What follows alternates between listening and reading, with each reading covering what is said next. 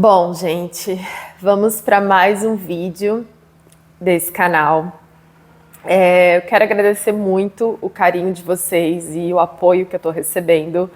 Eu não imaginei que o vídeo teria tantos comentários, tanta interação, tanto engajamento, e recebi e-mail de alunas se oferecendo para editar vídeo, mentoradas, né, em andamento, dizendo, né, que se quiser pausar a mentoria e para eu me recuperar, para eu ficar bem. Então, assim, quero agradecer muito, muito, muito, muito o carinho de vocês nesse momento, tá? Apesar de decidir continuar a questão do trabalho, cada dia é um dia, né? Tem horas que a gente está melhor, tem horas que não. E eu preciso trabalhar, né? Preciso continuar. E trabalho um pouquinho, descanso um pouquinho, choro um pouquinho e assim a gente segue aqui. E nesse vídeo teve vários comentários e várias pessoas também que vieram no direct do meu Instagram falar sobre dar uma segunda chance pro meu casamento, né? Sobre dar uma segunda chance pro nosso amor, que a nossa história de amor é muito bonita e que talvez se eu buscasse uma terapia para rever os meus acordos que eu fiz comigo há 3 anos atrás, para de repente ser um pouco mais flexível, e falaram sobre perdão, né, que é a importância da gente perdoar, como eu sou praticante de Ho'oponopono, sobre eu ver a situação por um ângulo diferente, que de repente um outro profissional. Eu recebi vários, né, comentários e eu acho muito importante a gente refletir sobre isso, e eu acho que quem toma a decisão de sair muitas vezes pode se pegar pensando, nossa, será que eu fui muito radical, né? Será que eu deveria dar uma segunda chance? Será que eu vou me arrepender da decisão que eu tomei? Porque toda escolha tem uma consequência.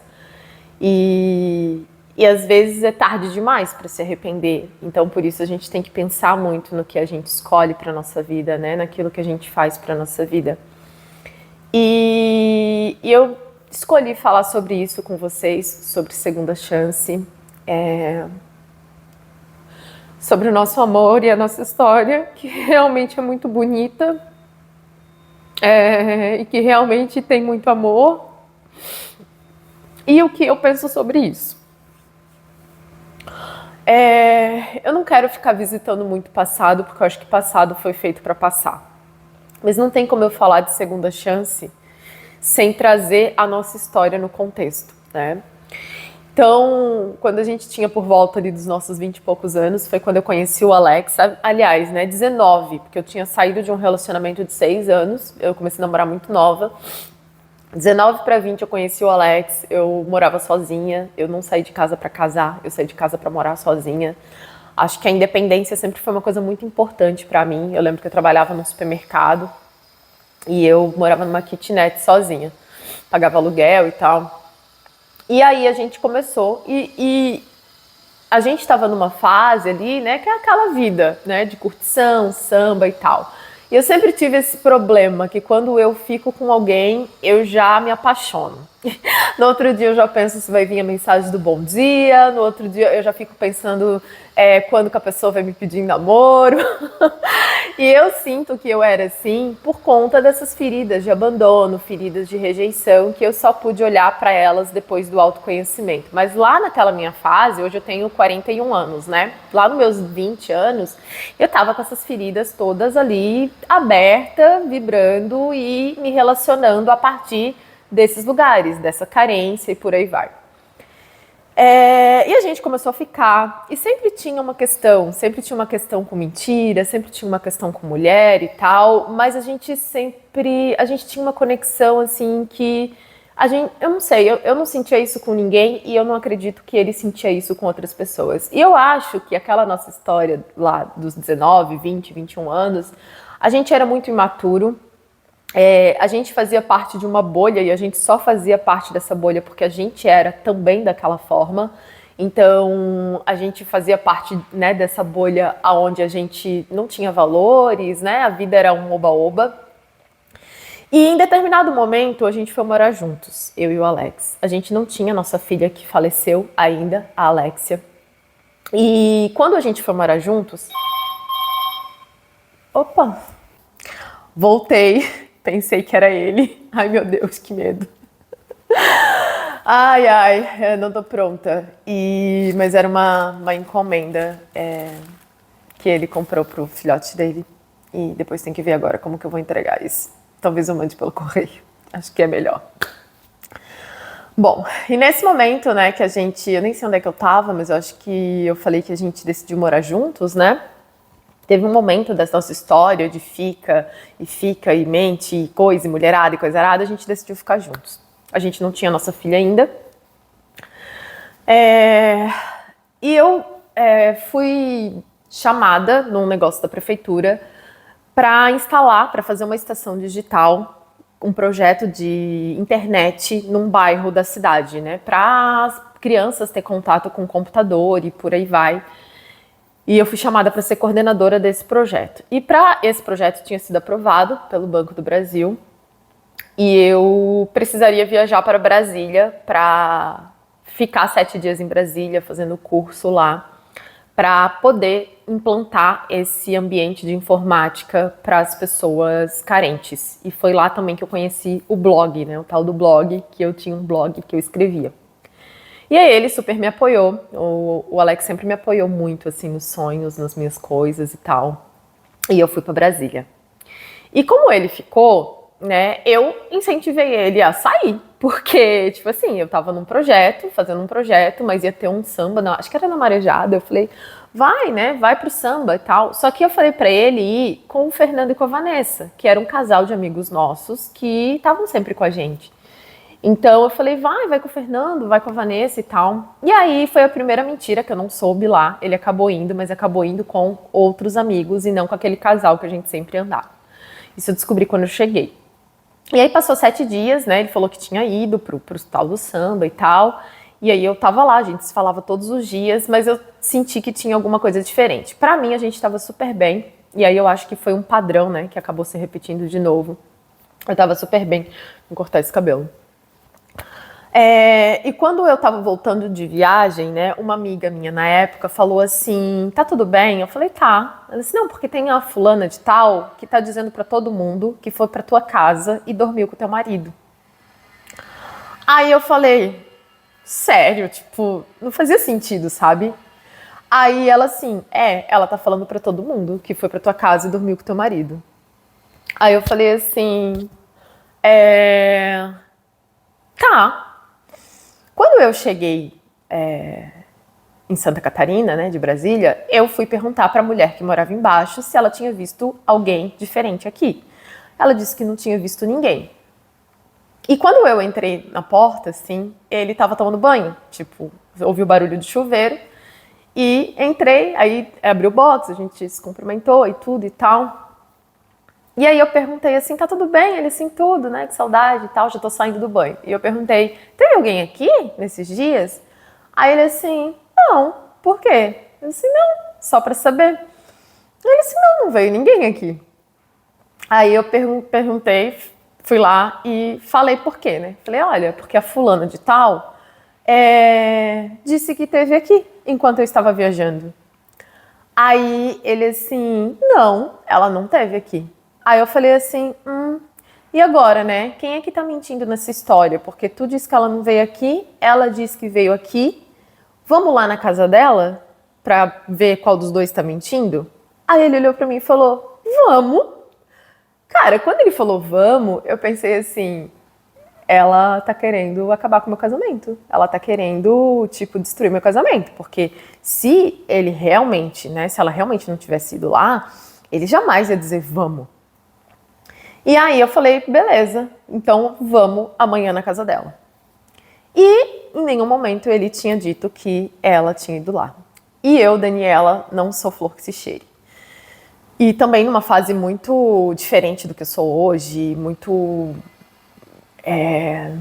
assim, brava. E eu já falei várias vezes, né? Eu sou uma pessoa que quando quero humilhar e quando eu quero machucar com palavras, eu sou muito boa nisso. Não me orgulho, mas é uma característica minha de conseguir diminuir as pessoas muito. Então hoje eu já tenho consciência por conta do autoconhecimento, não saio, né, ofendendo as pessoas assim a troco de nada, mas eu sei que eu já ofendi muito por não ter lucidez disso e isso sair de qualquer jeito, assim. E aí eu peguei, descobri o e-mail dela e mandei um e-mail para ela, né? Era época de Orkut ainda, para vocês verem como isso faz muito, muito tempo. A gente, nossa. Peguei, mandei um e-mail para ela falando assim, olha, eu sei que tu tá querendo, sem saber se era mesmo, né? Mas eu fui fuçando com o negócio de, eu acho que no Orkut, quando você era amiga da pessoa, vinha o e-mail, você tinha acesso ao e-mail daquela conta do Orkut. Eu acho que eu criei um Orkut fake, entrei como amiga da guria e peguei o e-mail da guria. Gente, as coisas que a gente faz, né? A gente, vocês sabem, né? Aqui a gente fala o que é de verdade. E aí eu peguei e mandei e-mail pra ela, falei, tipo, muito assim, falei muito. Falei, você tá querendo acabar com o meu casamento, só porque... Aí eu toquei na ferida, assim, porque ela sempre reclamava que eles ficavam, mas ele nunca assumia ela, nunca saía dos lugares com ela de mão dada, era sempre escondido. Aí eu aproveitei pra tocar nessa ferida, né? Aí quem fala o que quer, ouve o que não quer. E aí falei que ela estava tentando ter uma coisa que ela nunca ia ter, que ela sempre ia ser a pessoa do escondido e tal, e ficava inventando coisa porque queria separar nós dois. Essa abençoada me respondeu. E aí ela pegou e respondeu: se você acha que eu não dormi com teu marido, no teu banheiro tem um fio dental assim, assim, assim. Em cima do teu guarda-roupa tem isso, isso, isso e aquilo. No teu quarto tem um tapete e tal. Ela sabia tudo que tinha dentro da minha casa. E aí, quando eu li aquele e-mail, eu comecei a chorar. Eu me lembro que eu estava na prefeitura, porque eu estava na função daquele trabalho, do projeto que eu estava implementando lá da internet no bairro. E a amiga dela, que andava junto com ela o tempo todo, passou bem na hora me vendo naquele estado, chorando em frangalhos, né? Com certeza ela ficou sabendo disso. E eu chorando. Cheguei em casa, fui pra casa chorando, assim, totalmente desestabilizada. E eu disse, meu Deus, agora ele não tem mais como mentir. Aí quando eu cheguei lá, eu falei assim, olha só, eu sei que tu mentiu. Isso foi uma sexta-feira, eu me lembro até hoje. E ela sabe absolutamente tudo que tem dentro da nossa casa. A gente não recebe visita. A gente não tem amigos que vêm na nossa casa. E ela não tinha como saber tanta coisa que tinha da nossa casa se ela de fato não tivesse vindo aqui. E aí ele falou, deixa eu explicar, não é o que tu tá pensando. E aí eu disse, tá bom. E aí eu fiquei quieta. E aí eu peguei, mandei mensagem para minhas amigas da época. E aí eu falei assim, vocês vão sair hoje? Aí elas assim, nós vamos. Tinha um barzinho lá na Beira Rio, assim. Eu não lembro qual foi o lugar que a gente foi, mas foi em algum lugar na Beira Rio. E aí elas começaram a tirar, né? Olha, cuidado. Aí eu falei que ia sair com elas. Vai chegar em casa, vai ter outra em casa, não sei o quê. Começaram a me tirar na época. E aí eu peguei a roupa e botei em cima do vaso e fui tomar banho, porque eu disse que eu ia sair com elas, com minhas amigas. Aí ele entrou no banheiro e falou assim, onde é que tu vai? Aí eu falei, eu vou sair com minhas amigas. Aí ele assim, eu vou contigo? Eu falei, não. Tu não vai? Eu falei, tu não vai. Eu viajei, falei pra ti pro samba, pra ti curtir o samba lá, né? Falei pra ti com o casal lá, tu foi lá e foi com teus amigos solteiro. O problema é da liberdade pra quem não sabe ter liberdade, né? Então, assim, agora eu preciso de um tempo pra mim. Em nenhum momento eu falei, não quero mais, não queria tomar aquela decisão de cabeça quente. E eu precisava processar tudo o que tinha acontecido. Eu não tinha critérios bem definidos pra, vou... Até porque eu achava que a gente tava bem, né? E aí ele pegou, não, eu vou junto. Eu falei, não, tu não vai. Eu preciso desse espaço, me deixa sair sozinha. Aí eu peguei, tomei banho. E aí ele falou, vai ser sempre assim agora? Eu falei assim, eu não sei. Vamos viver um dia de cada vez. Calma. Eu peguei, saí com as minhas amigas, curti, bebi. A fuga, né, da dor. Eu era essa pessoa que saía pra esparecer e tal. Voltei pra casa, dormi na mesma cama, não tinha outro quarto. E ele acordou no outro dia pra trabalhar, batendo os armários, tipo, bravo, assim, né? E aí, quando ele voltou do trabalho, eu vi que eu não ia conseguir. Aí eu acordei, aí eu peguei e falei assim, ó, eu vou na padaria, tu vai querer pão? Aí ele, não, certa pessoa vai botar veneno, né, porque ela tá muito tranquila. E aí, quando ele voltou do trabalho, eu decidi que eu não queria mais, né? Eu decidi que eu não ia conseguir e que eu queria me separar, tá? E aí a gente se separou naquele período. E a gente ficou 8 meses separados. Nesses 8 meses, ele teve 2 namoradas. Eu sempre chorava muito porque a gente frequentava os mesmos lugares. Então eu saía, via ele com outras, voltava para casa, chorava, né, e tal. E eu sei que depois de 8 meses a gente se reencontrou num cachorro-quente na casa de uma amiga, que a gente tinha os amigos em comum. E ali ele falou que eu era o amor da vida dele, que ele tinha realmente experimentado muita coisa, mas que ele teve que experimentar tudo que ele experimentou para entender que ele queria ficar comigo e que era comigo que ele queria ficar e que a gente, né, pra gente ficar juntos. Aí eu também, né, e como eu disse, o Alex é o amor da minha vida e eu sempre quis estar com ele, eu sempre quis que a gente ficasse juntos porque a gente se dá muito bem. Porque a gente se entende de um jeito que é muito difícil de explicar isso pra vocês. E aí eu disse, ok, mas eu vou ficar no meu canto. Eu morava sozinha. E tu fica na tua casa, né? E cada um no seu quadrado e vamos tentando assim. Eu tomava comprimido, tudo. Até me lembro que uma vez eu fiz um vídeo que eu engravidei tomando comprimido. Eu fiquei muito triste quando eu engravidei da minha primeira filha. Eu neguei a gestação, acho que até os 8 meses, mais ou menos, eu não aceitava. Eu fiquei muito mal, assim, muito mal. Eu tive dificuldade de parar de fumar na gravidez. Eu não conseguia conversar com a barriga. Eu realmente, assim, tive muita dificuldade. E ele ficou feliz, né? Eu me lembro que quando eu peguei o positivo, que eu tava grávida, eu chorei tanto. Eu tava na casa de uma amiga minha, da Morgana, e os vizinhos iam lá pra saber se tinha acontecido alguma coisa, de tão desesperada que eu fiquei, de tão... Porque eu acho que na minha cabeça eu pensava assim, nossa, agora eu vou ficar com o filho e ele, né? Porque sempre sobra pra mulher e tal. E eu lembro que ela ligou pra ele, ele saiu do trabalho, foi lá falar comigo. E aí ele ficou super feliz, desde o começo com a gravidez. E ali a gente procurou uma casa pra alugar e ali a gente foi morar juntos. E com 8 meses, mais ou menos, eu aceitei a gravidez. A Alexia nasceu de parto normal, depois de 12 horas em trabalho de parto. E a gente tinha uma família muito linda. Naquele período, quando eu tava grávida, ele ainda tocava. Eu nunca pedi pro Alex parar de tocar, nunca pedi pra ele abrir, eu nunca mandei nele, nesse sentido como as pessoas acham que é. Ele escolhe, né? Acho que ele bota na balança e sabe o que perde e ganha. Aí, com 9 meses, ele decidiu parar de tocar. Ele decidiu se dedicar só pra família e a Alexia nasceu.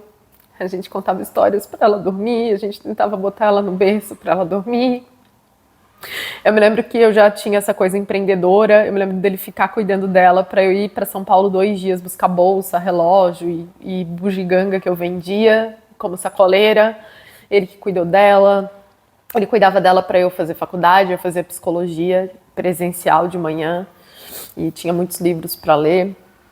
Então, ela ia para creche, eu ia para faculdade, mas tinha sempre muita coisa para estudar e ele que cuidava dela para eu poder estudar. Então a gente tinha uma parceria, né, e uma cumplicidade. E nesse período, depois de 8 meses separado, eu nunca joguei na cara dele a traição. Eu nunca joguei na cara dele, porque assim, pra mim, perdoar é uma escolha.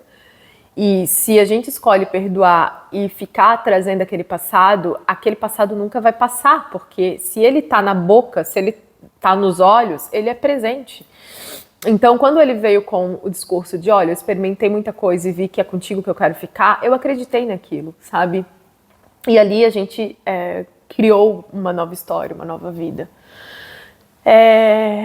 E aí a gente tinha essa parceria de buscar na creche, né, de fazer as coisas tudo junto.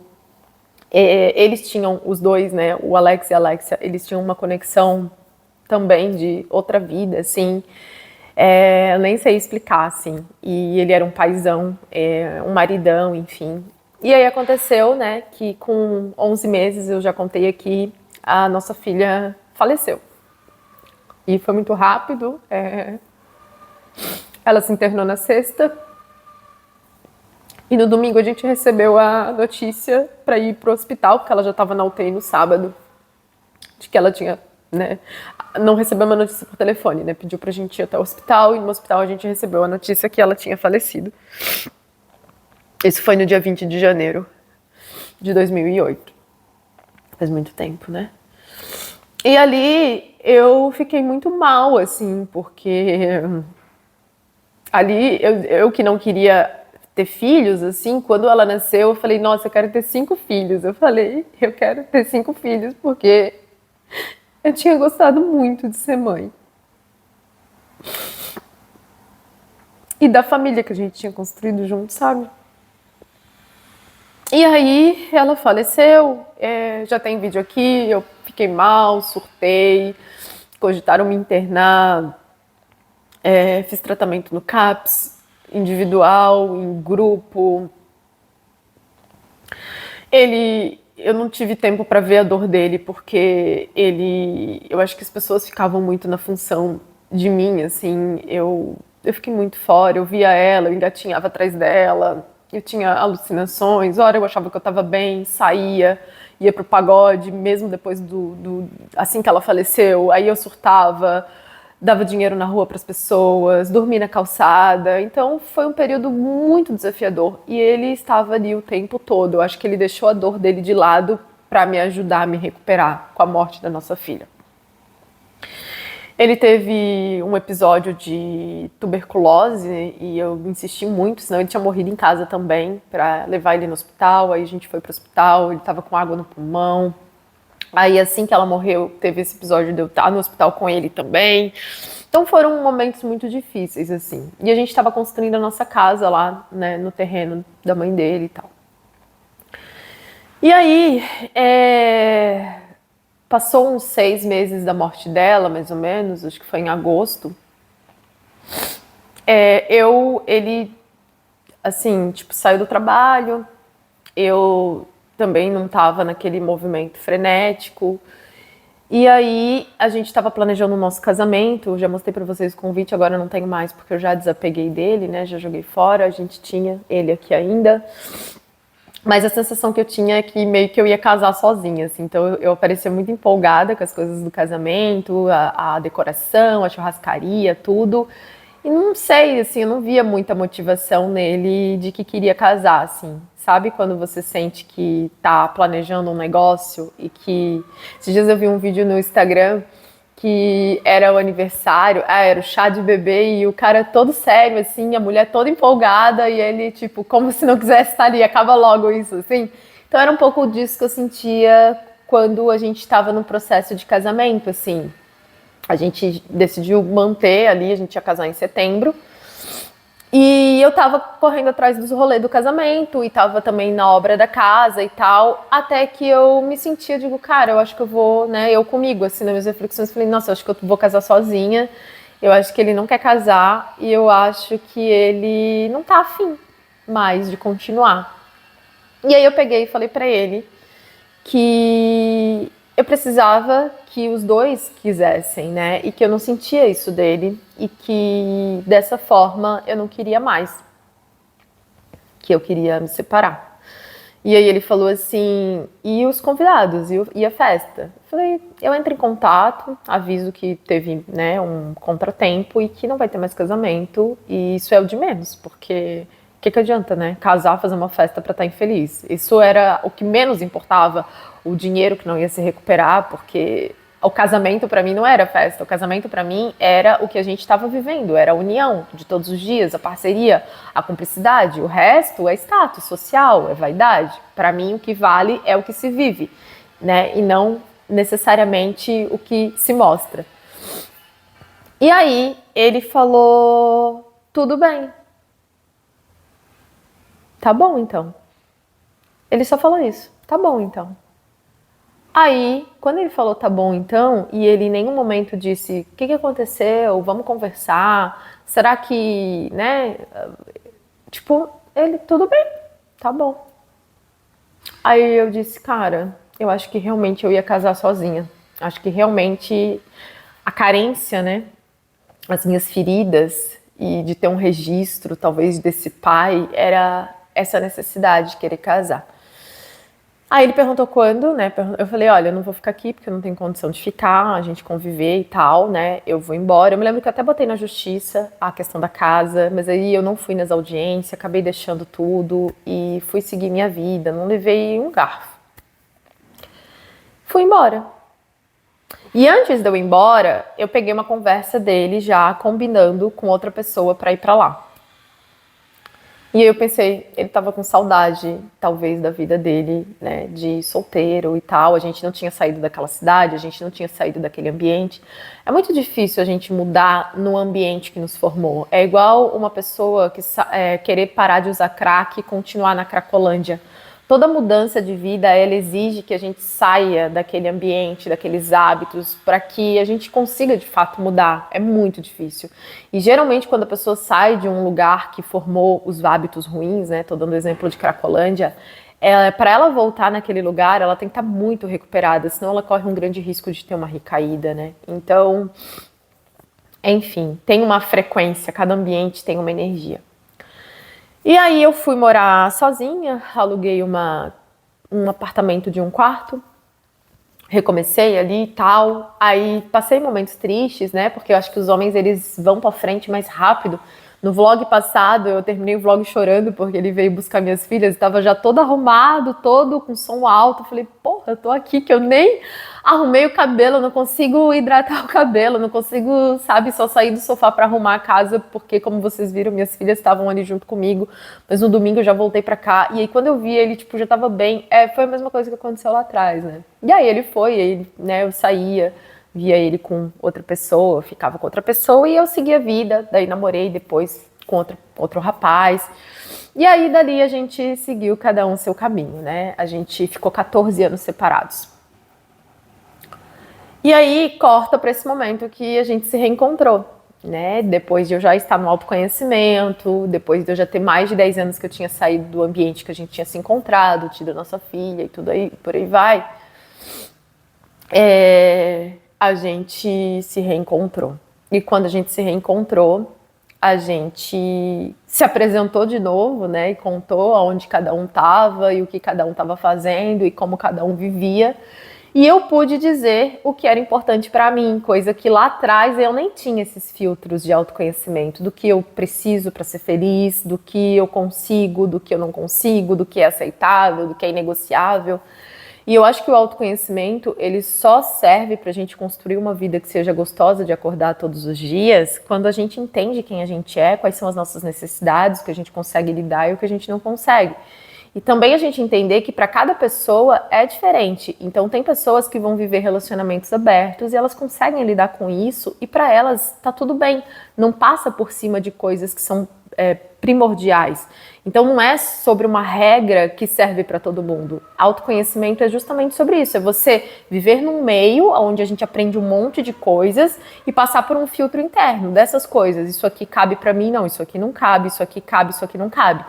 E não adianta a gente saber quem a gente é, o que a gente precisa, o que a gente aceita e o que a gente não aceita, se a gente não escolher de acordo com isso, porque senão nada muda na vida, né?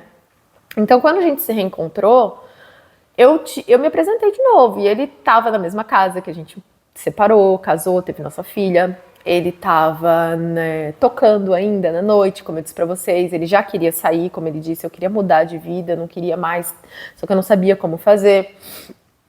Então, eu não estava mais lá, né? Eu tinha mudado muitas coisas na minha vida. Eu não tô falando que eu era melhor do que ele. Quando eu falo, da vila que eu saí, eu era igual, gente. Eu canso de falar dos meus... Parece que vocês se sentem ofendidos quando eu digo como as coisas são. É a mesma coisa quando eu falo como eu era, que gastava tudo que tinha, que vivia endividada, que era compulsiva, que não sabia guardar dinheiro. Isso não é bonito, mas era a minha realidade. E eu acho que o princípio para a gente mudar é a gente parar de fingir que é perfeito e se sentir doído. Tem o Leandro Carnal que fala, né? Como que eu vou ficar ofendido se alguém me diz que eu sou careca, se eu sou de fato careca? Então, assim, não é sobre ofender ninguém, ou não, é sobre a gente olhar para as coisas como elas de fato são. Então, quando eu venho falar que eu era ciumenta, que eu era possessiva, quando eu digo, olha, gente, eu sei ofender uma pessoa lindamente, porque isso não é bonito, mas é a minha realidade. Então, eu só estava falando das realidades das coisas e não querendo dizer que uma era melhor ou outra pior. É uma realidade que hoje eu não conseguiria lidar e que foi muito importante para mim no tempo que eu era também daquele jeito, né? Era muito divertido para mim sair, beber e fumar e tal. Muitas coisas eram muito legais, porque era quem eu fui, e eu vivi muita alegria lá, eu ri muito, eu vivi muita coisa muito boa lá de onde eu saí. Só que é isso, crescer envolve deixar alguns hábitos e algumas coisas, e às vezes até pessoas para trás. Não dá para ser adolescente e continuar na chupeta, entende? Com cheirinho, com fraldinha ou com colo de mãe. A gente tem que crescer e deixando algumas coisas. E eu escolhi algumas coisas que eu queria deixar. E é só isso, porque parece que, você odeia. Não, gente, eu odeio, eu tenho muita gratidão por tudo. Eu fui muito feliz lá. Eu fui muito feliz quando eu estava com a consciência de estar lá.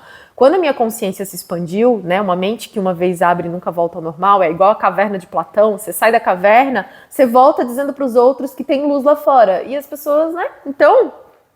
Só que a minha mente abriu, então uma vez que a mente abre, você não consegue mais fingir que não viu. Depois que vê, não tem como desver. Então, a partir das coisas que eu ia vendo, não tinha mais como eu ser feliz lá, com os hábitos que aconteciam lá e com os tipos de relacionamento que às vezes tem lá.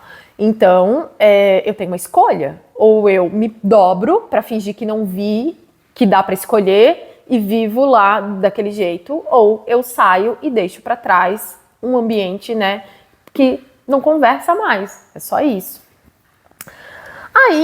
Aí eu pude me apresentar e dizer, olha, né, vivi nesse meu processo, me conheci, entendi quem eu sou hoje e eu hoje sou assim. Isso aqui é aceitável, não. E quando a gente decidiu ficar juntos, houve uma conversa assim, tipo, ele falou, vamos ver se dá certo, vamos tentar. Pelo nosso amor, pela nossa história, eu acho que pela família, pela filha, por tudo que a gente queria ser e não conseguiu, por falta de maturidade no passado. E eu falei assim, olha, a Dani de hoje não acredita em vamos ver se vai dar certo, porque para mim, fazer dar certo é uma escolha. Todos os dias eu acordo com vontade ou não e gravo vídeo e insisto, mesmo quando ninguém me ouvia no YouTube, quando eu não tinha inscrito, eu queria fazer isso aqui dar certo. E não deu certo por um acaso. Eu tô sempre buscando para fazer. Se a empresa dá lucro, é porque todos os dias eu acordo e faço o que precisa ser feito e não o que eu tenho vontade. A pessoa que emagrece, não é ela vai, vamos ver se eu consigo emagrecer. Não, eu vou fazer o que precisa ser feito para conseguir emagrecer. E para mim, eu falei para ele, casamento é a mesma coisa. Não tem essa, vamos ver se dá certo. Ou a gente escolhe fazer dar certo, ou não vai dar certo com sorte. E às vezes fazer dar certo envolve renunciar a algumas coisas. Como eu, fiquei 2 anos que eu disse, não, eu não vou me relacionar com ninguém, porque eu vou cuidar da minha vida financeira. Eu quero ser bem-sucedido, eu quero ter liberdade de compra, eu quero ter poder de compra e eu vou usar tudo que eu tenho e todo o meu tempo para aprender o que eu preciso sobre o dinheiro, sobre empreender e vou botar minha energia nisso. E deu certo, né? Teve uma energia que eu coloquei. Então eu acredito que a gente lá atrás, a gente vivia, vamos ver se dá certo, e querendo viver como se pudesse ter tudo. E não dá. Para você ser, né, uma boa mãe, quando eu tive minhas filhas, depois de 5 anos eu tive a Carole, depois de 5 anos da morte da Alexia, que eu fui engravidar de novo. Que eu queria estar curada, não queria substituir um filho com outro, porque não é substituível, né? Então eu precisava estar bem para ter um novo filho e tal. Nossa, eu abri mão de sair, eu abri mão de muita coisa, né? E logo depois também, né, veio a separação, eu fui mãe em tempo integral, hoje que elas querem morar com o pai. Mas eu não era uma mãe que saía, que curtia, que mantive a minha vida adolescente com minhas amigas depois da maternidade. Eu vivi integralmente para minhas filhas, era praia com elas, era buscando escola, era contar história, era assistir Frozen 536 vezes, era jogar Uno. Eu sempre escolhi, né? Ok, botei no mundo, é isso aqui, não vai dar certo, né? Tem que ser cultivado também. Então, eu já tinha crescido sem essa falta desse amor materno. Eu não queria que as minhas filhas tivessem essa lacuna de querer uma mãe e não saber onde tá, onde encontrar. Então, minhas filhas sempre souberam onde me encontrar. E até elas decidirem morar com o pai, eu estive ali o tempo inteiro, todos os dias com elas. Eu nunca disse, ai, será que tem alguém pra ficar com as minhas filhas pra eu ir pra um samba? Não, gente, passou, né? A gente tem que crescer ali e tal. E aí tá, eu falei isso pra ele, né? Ou a gente faz dar certo, ou não é sorte. Não é sorte, não é assim. Então a gente vai ter que ter acordos para nutrir o nosso casamento, porque assim como eu rego a minha relação com as minhas filhas, assim como eu rego a empresa, o canal, a gente vai ter que regar o nosso casamento. Não dá pra gente achar que, vamos ficar junto e cada um segue fazendo o que sente vontade. Eu adoro viajar, adoro ir pra São Paulo. E aí eu vou ficar indo, vivendo sozinho em São Paulo, tu vai ficar saindo com os teus amigos, indo pro boteco, jogar sinuca. Não tem como esse casamento dar certo. Então, assim, a gente vai ter que fazer dar certo. Tu tá disposto? Ele disse, eu tô disposto. Pelo amor que a gente sentia. Eu falei, tudo bem, eu também tô disposta. Só que eu não vou cuidar da tua parte. Eu não vou, já tinha essa consciência do arquétipo da mãe, né? Que toda vez que a gente se coloca dentro de um casamento, numa postura de querer mandar, de querer dizer o que o outro tem que fazer, o outro começa a ler a gente como mãe. E pra mãe tem que mentir, pra mãe tem que enganar, pra mãe tem que, né, arrumar uma desculpa.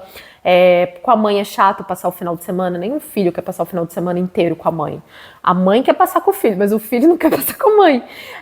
Porque a mãe não é aquela figura. Então, hoje em dia, tem muitos homens que leem as mulheres como mãe, porque toda ação tem uma reação, elas têm uma ação de mãe, eles têm uma reação de filho. E eu falei, eu não vou fazer a tua parte. Eu vou me ocupar de fazer a minha parte para fazer essa relação dar certo. E se cada um cuidar da sua parte, a gente vai conseguir fazer essa relação dar certo. E como eu já disse no vídeo, dentro dos meus critérios, existiam algumas coisas que eram inegociáveis. E que é não. E para isso, existem as regras. Por exemplo, existe um museu que tem uma segurança, uma ordem, uma beleza. Se alguém entrar lá e pincha esse museu, alguma coisa lá dentro, isso é um crime, meu Deus, porque tirou a ordem, tirou a harmonia daquele lugar. Então existem regras para preservar a harmonia daquele museu, assim como existem regras para preservar a harmonia de um banco. Tem a porta giratória, o detector de metais, no ambiente do aeroporto, tudo que os ambientes, né, tem ali as suas regras, os seus limites para preservar a harmonia daquele ambiente, a beleza daquele ambiente, o bem-estar daquele ambiente. E nós também somos ambientes que a gente deveria ter nossas regras para preservar o nosso bem-estar, a harmonia da nossa vida, da nossa casa, do nosso templo. E infelizmente, lá no passado, eu era uma pessoa que nem, vamos viver. Nem sei quem eu sou, nem o que eu preciso, o que eu não aceito. Não tinha esses filtros. Então, todos esses filtros, todas essas regras, e quando uma regra é violada, precisa ter uma punição. Para aquela pessoa aprender sobre aquilo. E aí, quando a gente vai para um relacionamento que a gente se coloca como mãe, a mãe, ela perdoa sempre. Porque não existe ex-filho. Então, minhas filhas, elas podem mentir pra mim, eu vou continuar sendo a mãe delas e eu vou estar ali. Se minhas filhas fizerem alguma coisa de errado, elas vão pagar pelo erro que elas fizeram, mas eu vou estar ali do lado delas. Mas porque elas são minhas filhas. Agora, marido não é filho. Não deveria ser. E quando a gente faz alguma coisa errada, a gente tem que ser punido para as coisas funcionar, para ter um pouco de ordem. Para isso existem as leis e por aí vai. Então, quando alguém entra na nossa vida e não tem regras e essa pessoa nunca é punida, essa pessoa se sente confortável de, aqui é a casa da mãe Joana, eu posso pintar e bordar, que vai rolar um estresse, vai brigar, vai falar, mas daqui a pouco tá abrindo as pernas, daqui a pouco tá tudo lindo, tá fazendo bolo pra mim, tá lavando a minha roupa e tá tudo certo.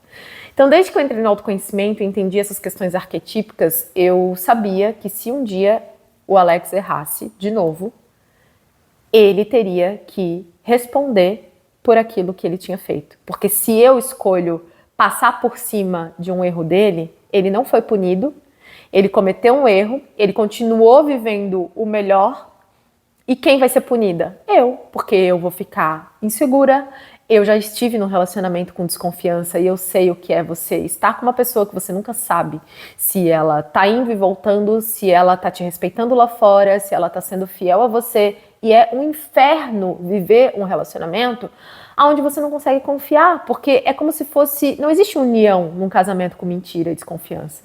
Quando você confia, existe uma união. Existe vocês dois contra o mundo. Agora, quando existe uma pessoa do teu lado que mente pra você pra estar aqui, ela já não tá mais jogando no teu time. Então, quando a gente se reencontrou, eu disse, olha, eu não vou fazer tua parte e eu também não vou me responsabilizar por algum erro que você veio cometer, como foi no passado. Que depois de 8 meses de levar uma pessoa pra dentro da nossa casa, eu tentei de novo, a gente foi e eu passei por cima. E a gente, né, conseguiu construir ali a nossa família.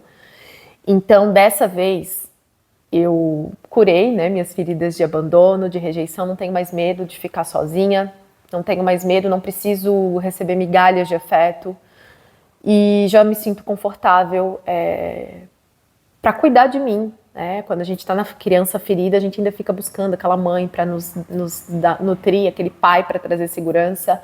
Então, eu cheguei no momento que eu fui muito feliz sozinha antes de casar, né? Eu estava sozinha há algum tempo e estava bem.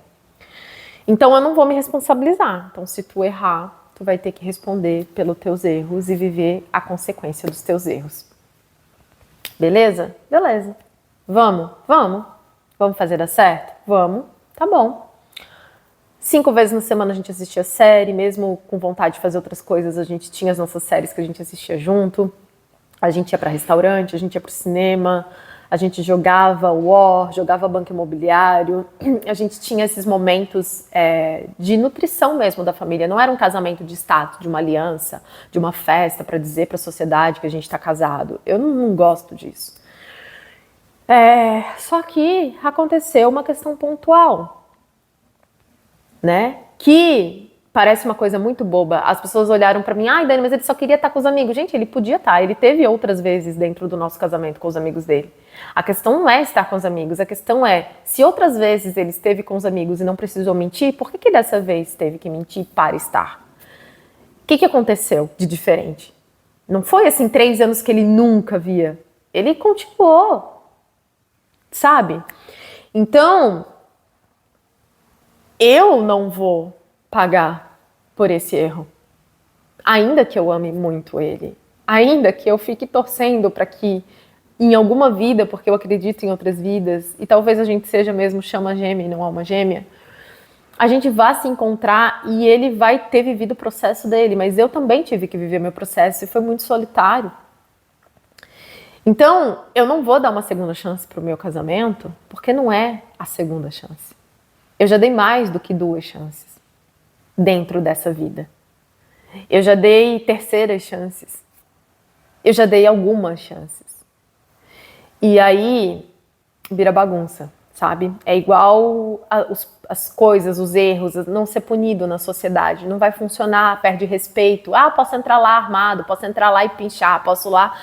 Uma vida sem regras, uma pessoa que não tem limites, uma pessoa que não se conhece, não sabe o que é uma pessoa que está vulnerável a ser tratada de qualquer jeito e desvalorizada. Então, assim, gente, não vai ter segunda chance, por mais que eu ame ele. E por mais que todos os meus planos eram de acordar e tá naquela casa que a gente estava planejando morar com ele, e os nossos filhos, e viajar juntos, e enfim. Eu fiz a minha parte e o meu coração está em paz. Eu fiz a minha parte. E eu estive na minha história, ninguém calçou os meus sapatos para chegar aqui e dizer, olha, você tem que agir assim, você tem que agir assado. Eu sei exatamente o que eu vivi. E não é sobre perdão. Nossa, hoje eu olho para esse erro e digo, um erro bobo.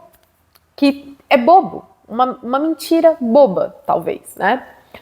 Mas que trouxe desconfiança. E quem que vai ter que lidar com essa desconfiança? Eu? Eu que vou ter que ficar sem dormir? Eu que vou ter que ficar, em vez de estar cuidando de mim, trabalhando, pensando no que ele está fazendo, porque ele... Não, gente, eu não vou me colocar nesse lugar. Então, eu já perdoei várias vezes. Eu já passei por cima de muita coisa. para fazer esse amor dar certo, pra gente viver a nossa história de amor, para ver esse amor de fato, né? E se eu continuasse com ele, ia ser por vaidade de dizer, olha, a gente tá 10 anos juntos, a gente tá 15 anos juntos, mas 15 anos juntos como? Com mentira? Com desconfiança? De que adianta tempo se não é de qualidade?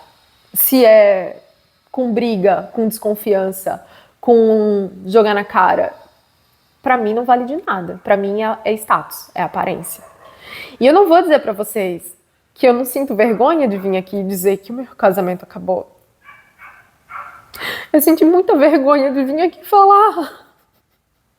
Porque dá uma sensação de impotência, sabe? De não ter conseguido fazer o casamento dar certo, de não ter conseguido fazer a relação dar certo. Eu fiquei com vergonha de vir aqui falar. Mas eu acho que eu ia sentir muito mais vergonha de passar 10 anos. A partir daqui eu ia começar desconfiada, só pra dizer que eu estou casada há 10 anos, 15 anos. A troco de quê? Né? Passando por cima dos meus valores. Então, essa vergonha vai passar e eu ainda me sinto um pouco envergonhada por estar separando e por estar vivendo essa situação. E parecia que não podia acontecer. Eu queria muito dizer e contar lá na frente que história incrível e quanto a gente evoluiu, mudou e que no fim a gente acabou bem. Mas eu só contaria essa história se essa história fosse verídica. Se a gente de fato tivesse feito um novo relacionamento sem mentiras, se a gente tivesse virado uma porta, fechado uma porta de quem a gente foi para criar algo novo, de quem a gente se tornou. Então, gente, eu não sinto que eu preciso dar uma segunda chance. Porque eu não sei se eu teria segunda chance se eu tivesse, se inverte os papéis. Se fosse eu que tivesse levado um homem para dentro da nossa casa ano passado, se fosse eu que mal o outro tivesse saído, já tivesse trocando mensagem com outra mulher, se fosse eu que tivesse mentido, será que eu teria tantas chances? Será que isso não vem de uma estrutura materna de que a mulher sempre tem que entender o outro lado? Que a mulher sempre tem que dar uma segunda chance, que a mulher sempre tem que ser a cuidadora, sabe? Será que não vem desse lugar da salvadora? De tentar salvar o outro? Eu já me vi em dinâmica de codependência como salvadora. Mas a salvação é individual. Ninguém pode salvar sua vida por você. Você vai ter que aprender o que precisa, corrigir erros e se melhorar. Se a pessoa te salvar, quando ela sair da tua vida, você tá no limbo de novo. Porque você não foi salva, né? Então, eu não posso salvar ninguém, né? A salvação, de fato, ela é individual. E cada um vai precisar, né, aprender a nadar para poder se salvar. Então, eu não vou me responsabilizar por um erro que eu não cometi. E eu gostaria de não ser responsabilizada por esse erro. Tá? Se tem uma pessoa que tentou fazer esse amor dar certo, essa pessoa foi eu. Se teve uma pessoa que já se feriu, que já passou noites em claro chorando dentro dessa existência, né, até os meus 41 anos, por conta dessa história e desse amor, essa pessoa foi eu. Se teve uma pessoa que cansou de ver situações desafiadoras com outras mulheres e voltar para casa chorando, essa pessoa foi eu. E para vocês verem o quanto eu queria que esse amor desse certo, porque depois de tudo isso, eu ainda resolvi dar, sei lá que chance, uma segunda chance. Pensei, talvez agora que a gente já tá aí, né, com 40 anos, a gente vai poder construir uma história diferente, fazer algo diferente.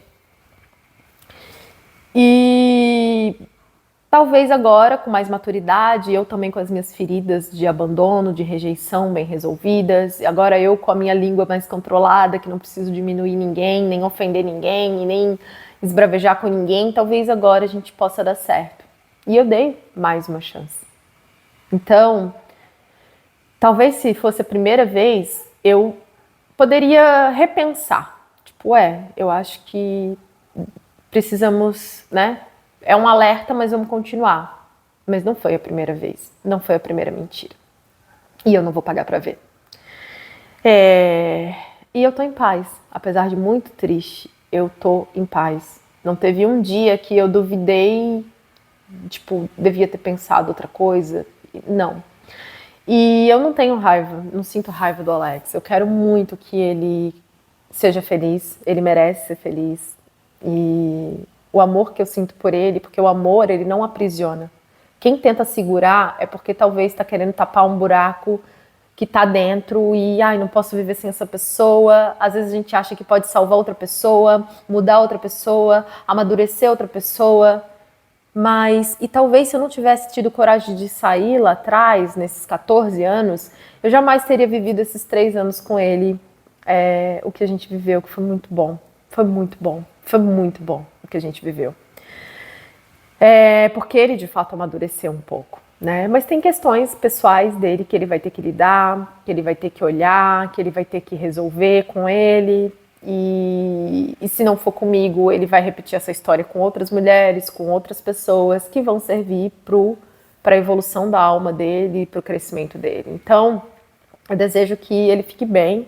Ele até falou, né? Eu vou te amar para sempre. Eu falei, não se obrigue a isso. Não se obrigue a me amar para sempre, né? Se permita amar de novo outra pessoa, porque é uma tortura, né? Mas apesar que eu sei que a gente vai se amar para sempre. A gente vai se amar para sempre. É como se a gente não tivesse como não, sabe?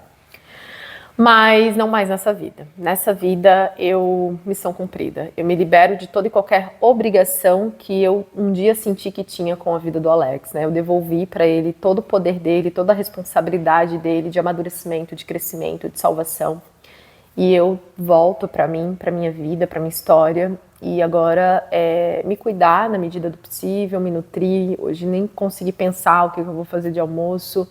Eu ainda tô meio perdida na minha rotina.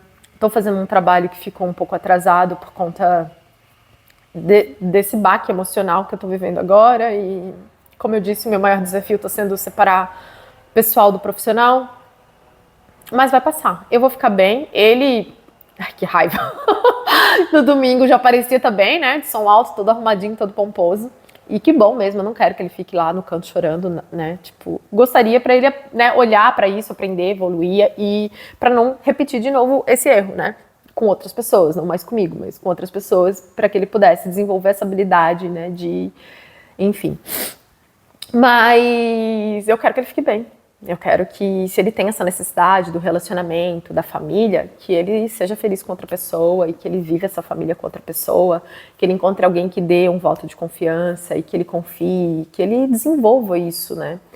Então, eu não desejo nada de ruim pra ele, assim. De verdade, eu acho que a gente tem isso, né? Esse bem-estar. Eu me lembro que quando a gente tava divorciado, separado, nesses 14 anos, eu dizia assim, se um dia o Alex ficar ruim, eu vou cuidar dele, porque é como se a gente tivesse essa coisa de parceria mesmo. E daí, eu me lembro que uma amiga minha da época falou, mas e se tu tiver num outro relacionamento? Como que essa pessoa vai entender? Ah, essa pessoa vai ter que entender por conta da história que a gente teve, por ele ser o pai da minha filha, por tudo que a gente viveu juntos. Não é porque a gente tem alguma coisa, é porque eu preciso, eu sinto que eu preciso cuidar dele, né? Eu preciso...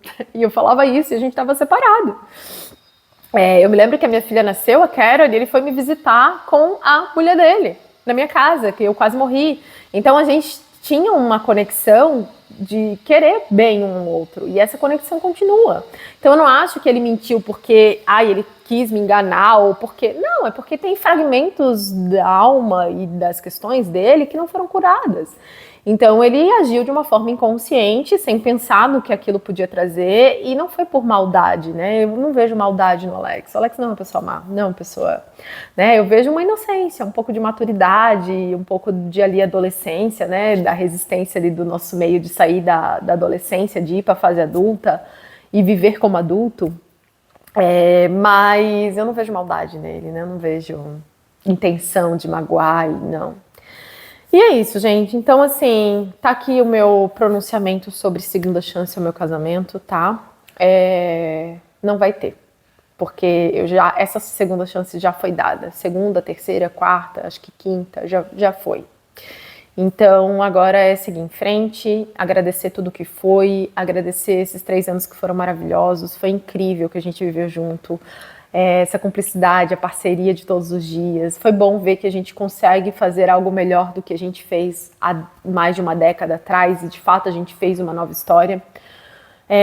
Mas precisa parar por aqui, porque senão vira bagunça, né? Senão vira bagunça e a gente nasceu sozinha e a gente vai morrer sozinha. Então a gente consegue ser só. E é preciso aprender a ser só para depois aprender a ser com o outro, né? Não tem como, senão não é saudável, não é saudável. E eu tô de novo aqui, né? Aprendendo a ser só, vivendo o meu período de luto, em frangalhos, me sentindo meia derrubada aqui, né? Esse cabelo, nada tá na linha. Mas vai, daqui a pouco melhora, daqui a pouco eu passo uma maquiagemzinha, daqui a pouco a vida flui de um outro lugar. E é isso. Não quero parar muito para pensar, porque senão a gente sofre e chora. Tem que sofrer e chorar, né? Mas vai passar. Tá bom, gente? É isso, tá? Agradeço muito o carinho de vocês, agradeço muito todo mundo que tá aqui. E a gente se vê em breve nos próximos vídeos. Espero não precisar mais ter que voltar na história do passado, o que foi da Traiçana. Não, acho que já tá tudo bem mastigado, bem detalhado para vocês. Então agora é daqui para frente. Como que eu vou lidar com a vida daqui para frente, tá? Então encerramos o assunto Alex e Daniela. E agora vamos falar do que Daniela sente e como Daniela vai lidar com a vida, né? Como que eu vou seguir, como que eu vou recomeçar, como que eu vou criar e construir aí esse novo caminho comigo mesma, tá bom? A gente se vê nos próximos vídeos.